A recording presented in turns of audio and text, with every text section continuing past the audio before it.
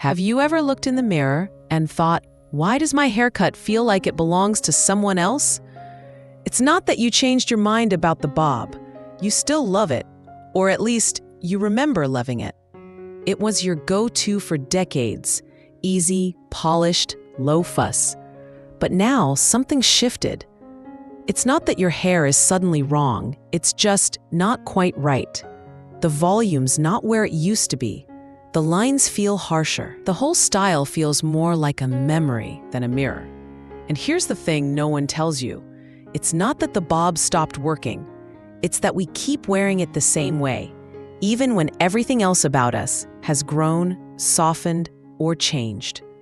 For many women over 60, this disconnect creeps in quietly. We keep the same part, the same shape, the same assumptions. We follow routines that once felt empowering, but now just feel invisible. And yet deep down, we know this haircut, this version of the bob, isn't showing the world who we are now.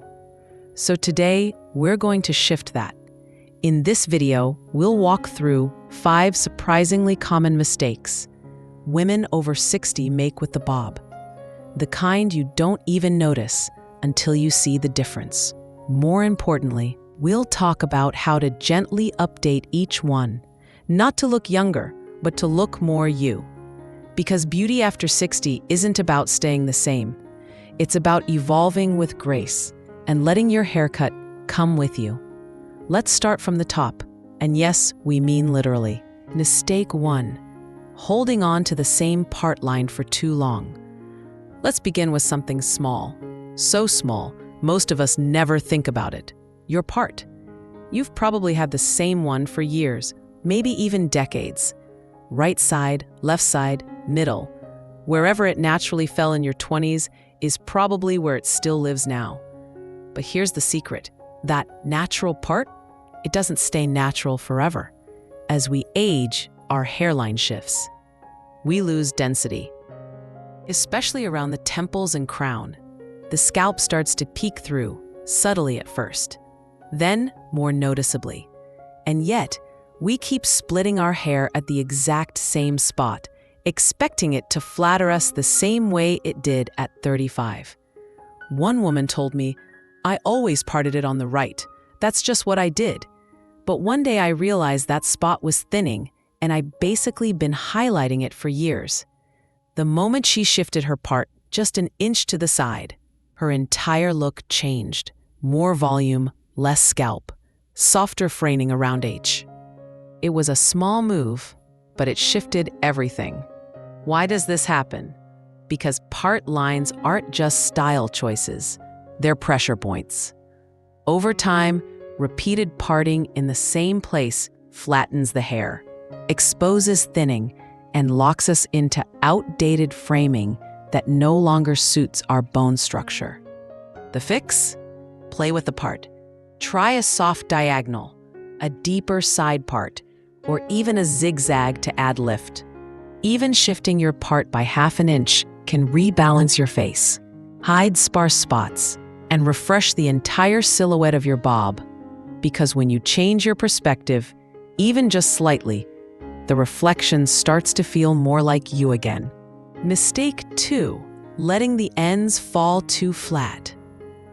Now let's talk about the ends, the final say in any haircut. For many women, especially with fine or thinning hair, the instinct is to keep the ends blunt. It feels cleaner, fuller, easier to manage. But here's the twist. That very blunt line at the bottom, it's often the thing that's weighing your whole look down. Flat ends on fine hair tend to clump. They lose shape fast. They don't bend or move.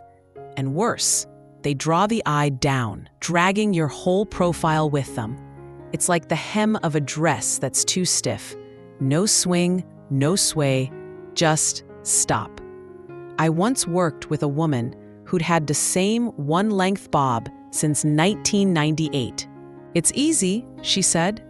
"I don't want layers. They're too fussy." But when we added just a hint of texturizing at the ends, Not even visible layers, just a soft bevel. Her jawline lifted, her eyes brightened, and she actually gasped in the mirror. "I look lighter." She wasn't talking about weight. She was talking about energy. The truth is, clean lines don't always equal a clean look, especially on aging hair. The solution? Ask your stylist to soften the perimeter. This could mean a micropoint cut, a subtle bevel, or internal weight removal at the ends. The goal is to keep the shape, but break up the thickness just enough to let it move. Because hair that moves feels alive, and hair that feels alive reflects the woman wearing it. Mistake 3, ignoring volume at the crown. Here's something sneaky. Volume loss doesn't always start in the front or at the ends. Sometimes, the biggest culprit is sitting right on top of your head, the crown. You might not even notice it at first. The front looks fine, the sides frame nicely, but then you catch a photo from the back and realize your hair has gone completely flat on top. It's like someone pressed down on your head and your bob, once crisp and elegant, now just slumps. Why does this happen? Because the crown is one of the first places to lose density after 60. It's also where many bobs go wrong, with too much weight sitting on top of too little support. I remember a woman who said, "I always thought volume came from styling, mousse, teasing, that kind of thing." But no product could fix the fact that her cut had no shape at the crown. Once we added a few graduated layers near the top, not visible from the front, but gently lifting the back, she said, "This is what I thought I looked like 5 years ago." That's the power of internal volume. The fix here isn't product, it's structure. Ask for light crown layers or invisible stacking. Avoid heavy top layers that press the crown down.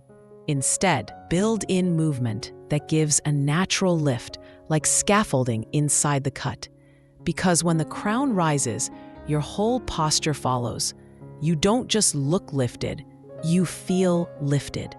Mistake 4, skipping face framing pieces entirely. Let's talk about the pieces that don't get cut and how they matter just as much. So many women avoid face framing layers out of fear. Too fussy, too young, too much work. But when you leave the front too heavy, especially on a bob, something subtle happens. The hair starts to collapse inward. It swallows the face. Instead of opening you up, your haircut closes you off. One woman shared with me, "I didn't think I needed anything around my face, but I kept looking in the mirror and feeling like I was fading into the background." So we added 2 soft pieces that curved gently around her cheekbones, nothing dramatic. And suddenly, she didn't look different. She looked present. That's the beauty of face framing. It's not about drama. It's about soft architecture, giving your features space, shape, and light. The fix? Don't overdo it. Ask your stylist for cheekbone skimming layers or soft curtain angles that blend into the rest of the bob. These small touches guide the eye, brighten the face, and restore dimension where flatness once took over. Because you're not trying to be someone else. You're just trying to show yourself more clearly. And sometimes, all that takes is a gentle curve near the cheek. Mistake 5, thinking low maintenance means no personality. Let's end with the biggest myth of all. The idea that after 60, your haircut should be low maintenance, as in silent, uncomplicated, unnoticed. But here's the thing. Low maintenance shouldn't mean low impact, and easy doesn't have to mean empty. So many women strip their bob down to the basics. Same length, no layers, neutral everything, because they don't want to try too hard. But here's a truth worth hearing. You are allowed to take up visual space. Your haircut can be easy and expressive, simple and styled, soft and strong. I met a woman at a cafe. Silver hair, bold lipstick, short textured bob. She leaned over and said, "I get ready in 10 minutes, but I want to look like I walked through the room on purpose." And she did, because personality doesn't need upkeep. It just needs permission. So ask yourself, does your bob reflect convenience or confidence?